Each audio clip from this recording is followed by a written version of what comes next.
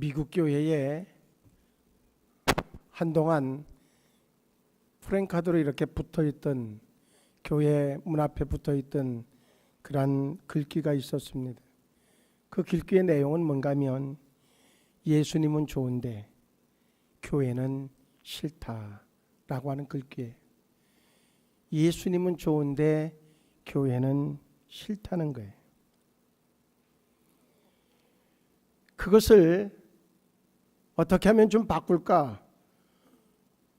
그 시도를 했던 분들이 이제 불과 한 10여 년 전, 15년 전에 있었던 빌 하이벨스 목사님과 릭 워렌 목사님이라고 하는 분들이 앞장서서 교회의 이미지를 바꿔야 되겠다고 하는 것에 초점을 맞추고 교회에 오면 좋고 편한 그런 곳으로 어떻게 하면 변신을 할까 하는 그러한 연구를 하고 그것에 크게 성공했던 그러한 케이스가 있어요.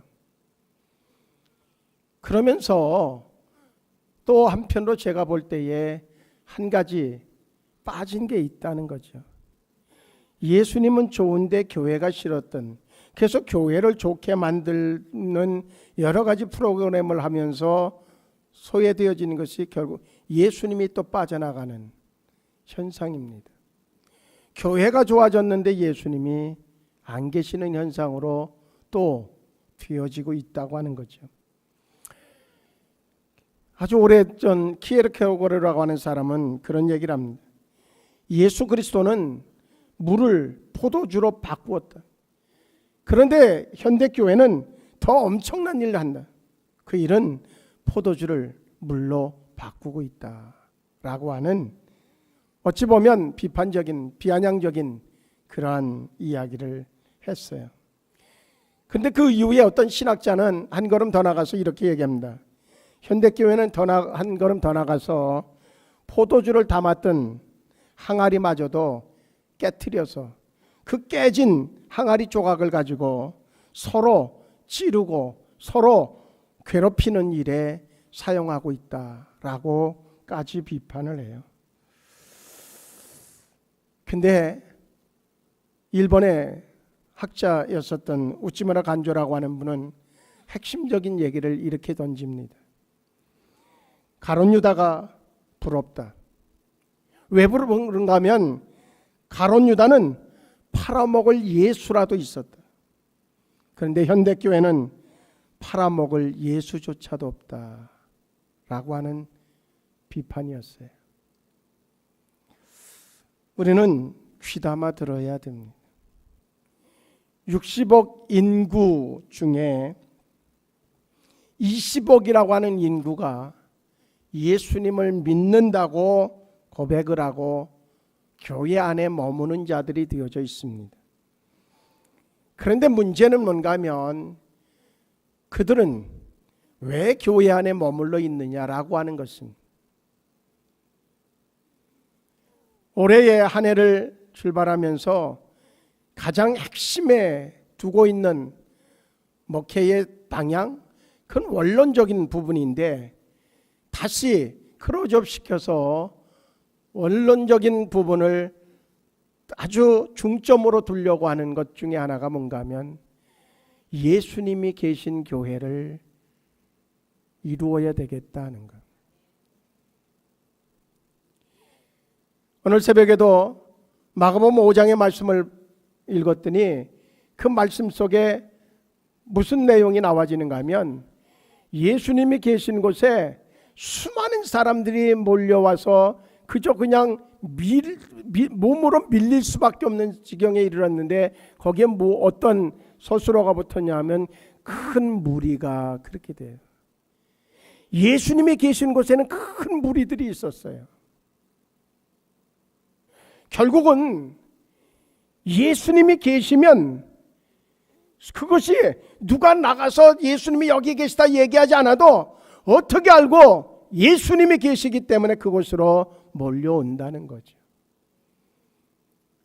그러다가 12에 혈류증 걸렸던 여인은 이제 의사들에게 많은 괴롭힘을 당해도 몸은 더 병들어가고 죽어가게 되어지고 이제 그에게 있었던 가사는 다 탕진되어져서 더 이상 뭔가 쓸 것도 없어지는 지경에 이르렀던 그 여인도 예수님의 옷자락에 손을 댔는데 그 시로 예수님에게 능력이 나갔고 그것을 통하여서 그의 병이 고침받는 사건이 벌어집니다. 그때 예수님이 자기에게 능력이 나간 것을 알고 내게서 능력이 나갔다, 누가 내 몸에 손을 댔다라고 얘기를 해요. 제자들은 보여지는 것만 봅니다. 수많은 사람들이 지금 다 밀고 들치고 해서 예수님 앞에 부딪히는 사람이 한둘이 아닌데 그렇게 해서 밀렸겠죠. 예수님은 얘기 아니다. 그래가지고 내 능력이 나가지 않는다는 것. 예수님에게 중심을 두고 정말 예수 한 분, 저분이어야 된다고, 그리고 예수님을 사모하는, 그리고 예수님이 내 안에 주인이 되기를 소원하는 그 마음이 있어야 결국은 내게서 능력이 나간다는 거예요.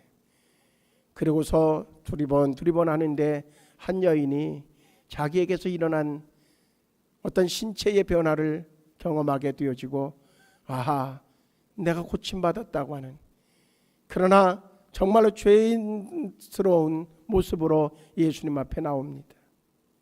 그때 예수님이 말씀하시, 내 믿음이 너를 구원하였다. 예수님이 계신 곳에 수많은 사람들이 모여드는데 다 구원받은 게 아니라 그 중에서 예수님 만나는 자들이 구원받게 되어지더라는 거예요. 교회를 부흥시키려고 하는 데에 프로그램을 만들고 뭐 구호를 외치고 그래서 되는 게 아니라 예수님이 이곳에 계시다고 하는 소문이 나면 거기에서 또한 예수님 만난 자들이 경험하는 수많은 질병의 치유라든지 놀라운 하나님의 축복이라든지, 그리고 예수님 만나서 삶의 변화가 일어나는 사건들이 일어나는 그 자체만 가지고서도 교회는 부흥할 수밖에 없다는 거죠. 교회를 부흥하는 목적으로가 아니라 그것이 없이는 교회가 아니기 때문에, 그것이 없이는 성도가 아니기 때문에 분명한 것은 우리 각자의 온 생수 성도들의 심령 중심에는 예수로 가득 채워지는 은혜가 있기를 축복하고, 그것이 목회의 절대적 방향이라. 그래서 첫 달에 찬양도 내게 주인 삼은 모든 것 내려놓는 것을 찬양의 첫 번째 곡으로 선택을 해봤어요. 우리 안에 정말로 예수님이 계시냐는 거예요. 여러분의 마음속에 예수님이 계십니까? 예수 없으면 성도가 아닌 거예요. 예수 없으면 구원과는 상관이 없는 거예요. 오늘 이 시간에 정말 예수님을 영접하시기를 주의 이름으로 축복합니다. 따라서 할까요? 주님, 내 마음에 오시옵소서. 내가 주님을 환영합니다. 내가 주님을 정말로 환영합니다. 주님은 영접하는 자를 찾으셔요.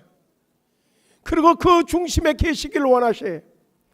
날마다 고백하십시오. 주님, 나와 함께 하셔야 합니다. 주님, 나와 함께 하심을 믿습니다. 주님, 나는 주님 때문에 정말로 행복합니다. 고백할 수 있기를 주의 이름으로 축복합니다. 가정도 마찬가지예요.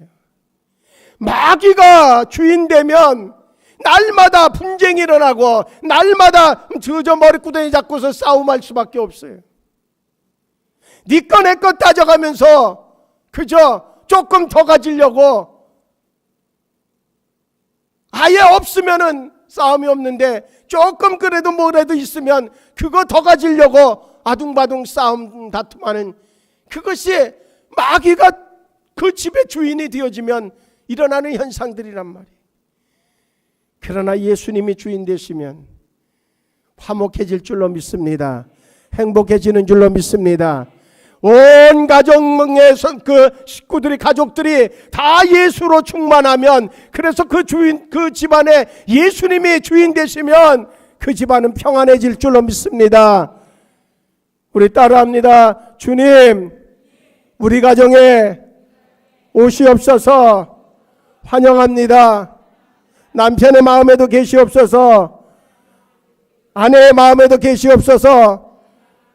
자녀들의 마음에도 계시옵소서. 부모들의 마음에도 계시옵소서. 그래서 우리 가족 모두가 예수로 충만하기 원합니다. 할렐루야. 그렇게 고백해야 돼.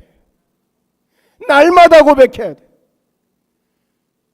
그리고 교회를 위해서 기도할 땐 가장 초점은 뭐냐? 주님 계신, 예수 계신 교회. 제가 이 말씀을 준비하면서 한번 생각해 봤어요.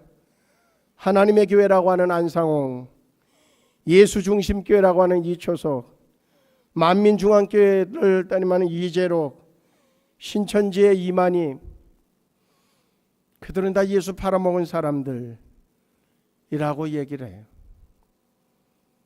예수님이 계실 때 정말 그들은요, 예수님이 계시고 그것을 통해서 그저 손을 대면은 막 기적이 일어나고 병든 자들이 그 자리에서 막 고침을 받고 귀신이 떠나가고, 그럴 때에 그곳에 예수님 계시다고 하는 이야기 때문에 수많은 사람들이 몰려들었어요. 만민중앙교회 같은 경우는 교인이 15만 명이, 신천지 엄청나죠. 예수 중심교회 영상을 보면요, 이초성 목사 손을 대면 그 자리에서 막 귀신이 벌벌벌벌 떨고 나가고, 그리고 고침을 받는 역사가 나타나는 것을 영상에서 볼 수 있어요. 안상홍 마찬가지. 그런데 그들에게 예수님이 떠나갔어요. 그 자리에 누가 앉아요? 안상홍이 앉아요. 이초석이가 앉아요. 이재록이가 앉아요. 이만희가 앉아요. 그 다음에 그곳에 속한 이들은 얼마나 불쌍한 영혼들이 될까? 우린요, 생수교회는 예수 팔아먹는 교회가 되면 안 돼요. 예수님이 주인 되시는 교회. 차목사도 중심에 예수 없으면 구원받지 못한 목사예요. 분명한 것은 여기에 예수님이 중심되지 않으면 생수교회는 존재 이유가 없는 거예요.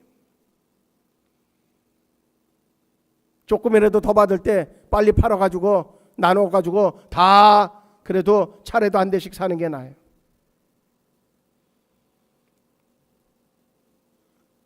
우리는 예수님이 계시고 예수님이 이루어 가시는 교회라고 하면 이 교회를 위해서 우리의 것들을 헌신할 필요가 있어요.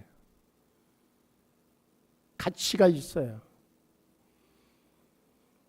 거기에 열매가 있고 거기에 상급이 있기 때문에, 예수님 때문에, 예수가 있는 속에 있는 이들은 지금 세계 도처에서 목배임을 당하고 껍데기를 벗김을 당하고 그저 도끼로다가 까서 죽임을 당하고, 그럼에도 불구하고 예수님 예수님 주여 주여 부르면서 순교하고 있단 말이죠. 왜요? 예수가 그들의 심령에 있기 때문에. 근데 예수 팔아먹고 오히려 휘황찬란하게 그런 이들이 너무 많아요. 웃지마라 간조의 이야기를 다시 새기면 가룟 유다가 부럽다는, 가룟 유다는 팔아먹을 예수라도 있었다는 거예요.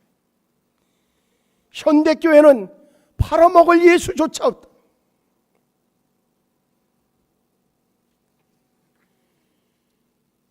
어느 장군이 전투를 앞둔 병사들에게 물었어요. 전투에서 가장 중요한 것이 무엇이라고 생각하느냐? 그랬더니 병사들이 대답해요. 용기요, 전우예요, 희생정신이요. 제가 가끔 한마디씩 다 해요. 다 듣고 났던 장군이 답하는 얘기는 이런 답이었어요. 얘들아, 쓸데없는 소리 그만해라. 안 죽고 살아남는 게, 안 죽고 살아남아서 전투에 승리하는 게 그게 가장 중요하지. 전쟁에서는 죽으면 뭐하냐? 되겠냐? 그러니 승리하려면 죽을 각오로 싸우고 승리하고 안 죽고 살아남아라. 그 부대는 싸움터에 나가면 늘 이겼다는 거예요.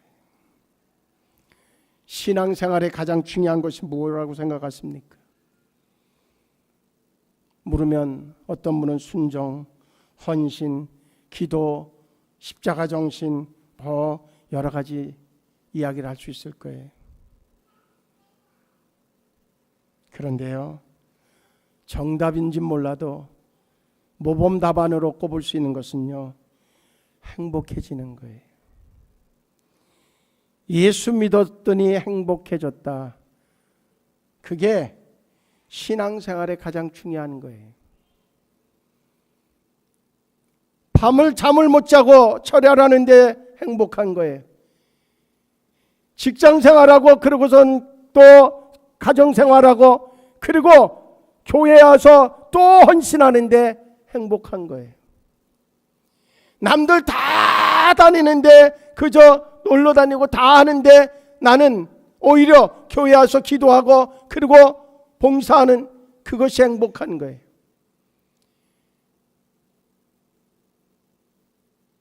물질 때문에 하루하루가 힘들어도 그런데 왠지 내 안에 계신 예수님이 나를 행복하게 해줘서 기쁘게 해서 그래서 행복한 거예요. 놀라운 것은 세상에서 이야기하는 행복의 조건을 갖추지 못했는데 행복해하는 사람들이 얼마나 많은지 몰라요. 이유는 한 가지예요. 그의 마음속에 예수님이 계시다는 사실 때문에. 그 사실이 행복한 게 아니라 그분이 계신데 놀라운 것은 환경을 초월한 기쁨을 그분이 우리의 마음속에서 생성해 내시고 계시다는 사실이 발견되어진다는 거예요. 성도는요, 모름지기 신앙생활에 행복해야 전부가 행복해요. 신앙생활이 행복하고 그러면 교회생활이 행복하고 그러면요 가정생활도 행복하고요 직장생활도 행복하고요 다 행복해요. 근데 성도는요 신앙생활에 행복하지 않으면요 직장생활도 맥풀리고요 또 가정생활은 불만투성이고요 그래져요. 묘해요. 왜요? 우리가 영적인 존재로 바뀌었기 때문에 그래요. 그래야 마땅해요. 내 신앙이 지금 궁핍해져 있는데 그런데 세상이 즐겁다. 그는 이미 예수가 없는 자예요.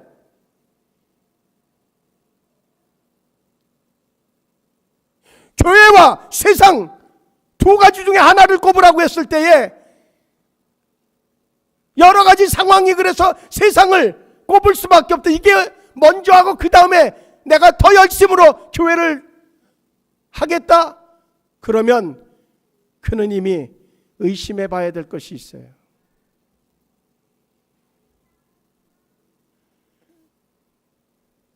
우리가 믿는 하나님이 세상만 못한다고 여겨지십니까?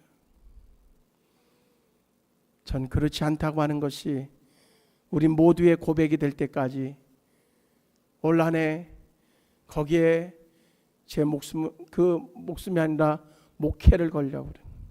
목숨까지 걸면은 하나뿐이 없는데 어떻게 해. 지금도 숨이 헐떡대는데.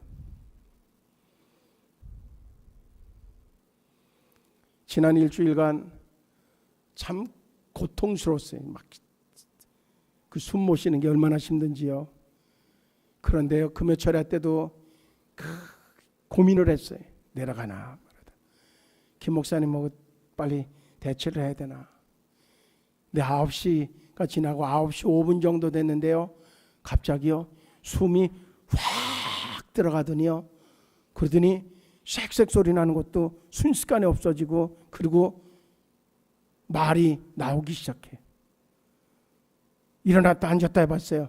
그랬더니 숨을 쉴 수 있어요. 그래서 철야를 하고 어제 토요 기도회도 했어요. 그리고 지금도 이렇게 서서 있어요. 무슨 생각을 하는가 하면, 그래, 너는 나만 봐라 그러고 계시구나. 어떻게 타이밍도 절묘하게 그 고민을 할 그 타임에 숨을 확 들어가게 하셨을까.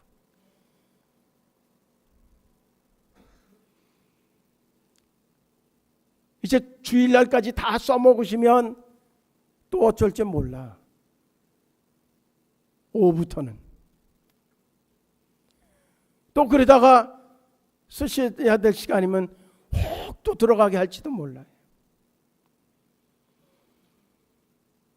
그래서 더 간절해요. 예수.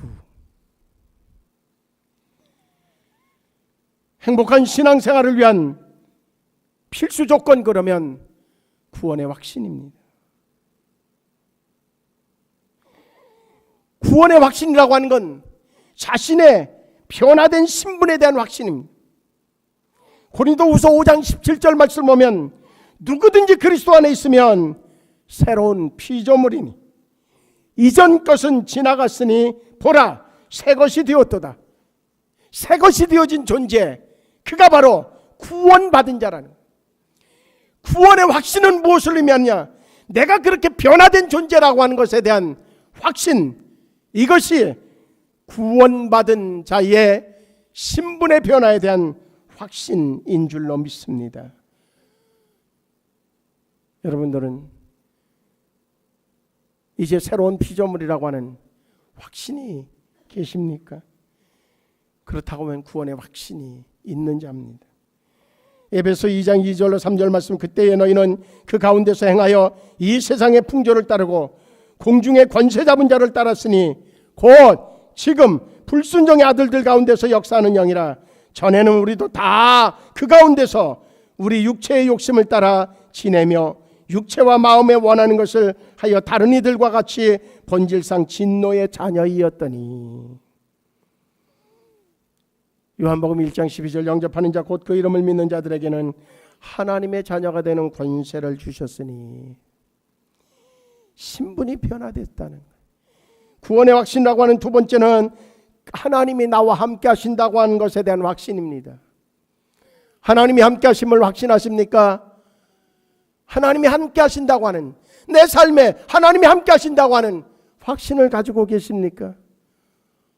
확신하시기를 바랍니다. 왜?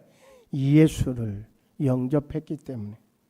요한복음 15장 16절, 너희가 나를 택한 것이 아니요 내가 너희를 택하여 세웠나니 이는 너희로 가서 열매를 많이 맺게 하고 또 너희 열매가 항상 있게 하여 내 이름으로 아버지께 무엇을 구하든지 다 받게 하려 함이라.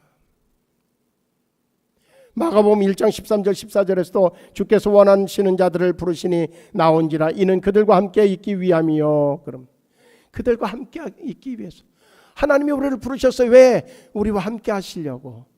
우리와 늘 함께 하시려고. 그렇다고 하면 구원의 확신이 뭐예요? 하나님이 나와 함께 하신다는 겁니다. 나는 신분이 변화된 자라고 하는 확신, 동시에 그렇기 때문에 하나님은 나와 함께 하신다고 하는 확신이 구원의 확신인 줄로 믿습니다. 동시에 구원의 확신에는 하나가 더 있습니다. 그건 뭐냐면 하나님께서 자신의 미래를 준비해 두셨다는 거예요. 나의 미래를 하나님이 준비해 놓으셨다. 나의 앞길을 하나님이 예비해 놓으셨다. 나는 잘 될 수밖에 없는 존재다. 나는 하나님의 축복의 사람일 수밖에 없다. 왜 그런가 하면 내가 하나님의 자녀이기 때문이다. 할렐루야. 그것에 대한 확신, 그것이 구원의 확신인 줄로 믿고 확신하시기를 주의 이름으로 축복합니다. 데살로니가전서 4장 16절 17절, 주께서 호령과 천사장의 소리와 하나님의 나팔 소리를 친히 하늘로부터 강림하시리니 그리스도 안에서 죽은 자들이 먼저 일어나고 그 후에 우리 살아남은 자들도 그들과 함께 구름 속으로 끌려올려 공중에서 주를 영접하게 하시리니 그리하여 우리가 항상 주와 함께 있으리라. 죽음 이후에까지도 하나님은 계획해 놓으셨어요. 어떻게? 천사장의 호령 그 나팔 소리와 함께 우리와 함께 거할 곳을 예배해 놓으셨다는 겁니다. 그것까지 준비해 놓으셨다고 하면 우리가 이 땅을 살아가는 동안에 필요한 것들은 이미 준비 끝내 놓으신 줄로 믿습니다. 믿음을 가지고 살아가기를 주의 이름으로 축복합니다. 이제 정말로 그렇다고 하면 그걸 믿는다고 하면 이제 우리는 날마다 하나님의 은혜로 사는 자라고 하는 그러한 고백이 필요한 줄로 믿습니다.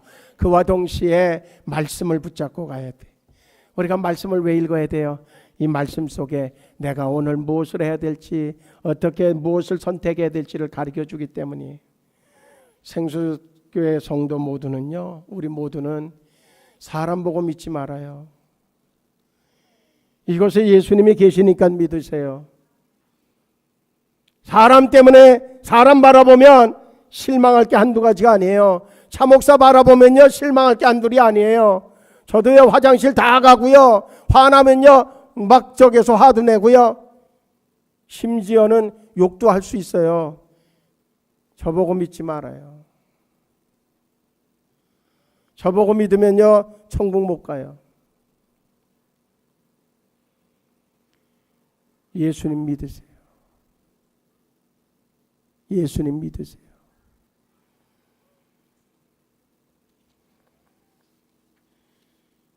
그래야 돼요. 그렇게 예수 믿고 나면요 일어나는 일들이 변화가 있어요. 그 변화가 뭔지 아세요?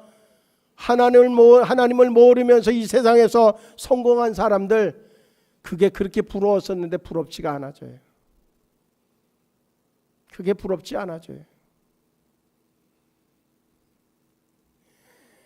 그리고 자기 중심에서 벗어나서 주변 사람들이 보이기 시작해요. 뭘로? 내가 섬길 자들로. 그러고 나면요 참 묘한 일이 벌어져요. 나는 그렇게 많은 거 가진 것도 없고 지위도 높지 않은데 사람들이 나를 부럽다고 얘기한단 말이에요. 사람들이 여러분들을 부러워하고 계십니까? 그렇지 않으면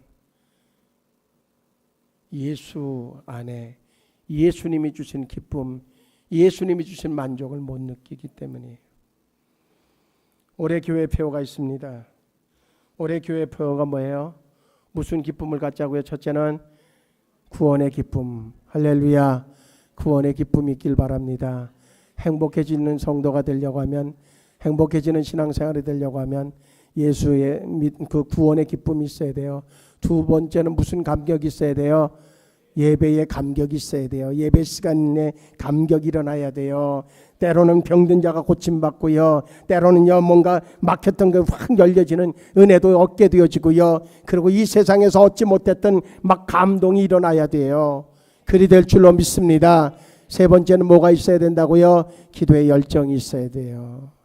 이게 회복되어지는 해가 올 한 해인 줄로 믿습니다. 그래서 결국은 어떻다고요? 정말로 행복한 신앙생활, 그것이 이루어져서 행복한 사람들이 되어지기를 주의 이름으로 축복합니다. 옆에 분들하고 우리 인사해요. 믿음으로 우리 행복해집시다. 믿음으로 행복해집시다. 할렐루야. 그리 될 줄로 믿습니다. 기도하시겠습니다. 좋으신 하나님,